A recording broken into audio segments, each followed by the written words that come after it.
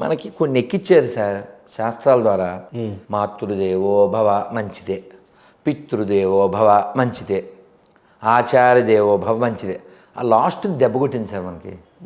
ఏంటి అతిథి దేవో భవ. అతిథి దేవో భవ అన్నారు, అది మన బాడీలోకి ఎక్కింది, మన మైండ్లోకి ఎక్కింది.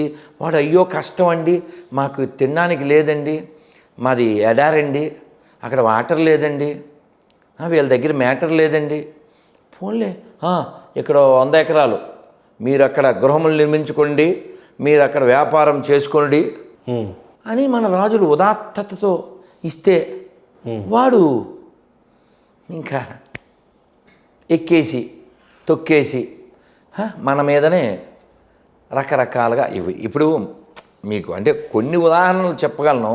మొన్న కాశీ జ్ఞానవాపి అది పూజలు చేసుకోమన్నారు.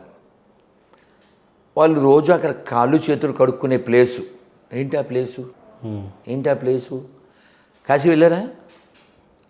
కాశీలో నందీశ్వరుడు ఉంటారు కదా, అక్కడే ఆ నంది ఎవరిని చూస్తుంటాడు? వీళ్ళు కాళ్ళు చేతులు కడుక్కునే ప్లేస్ని చూస్తారు. ఎందుకని?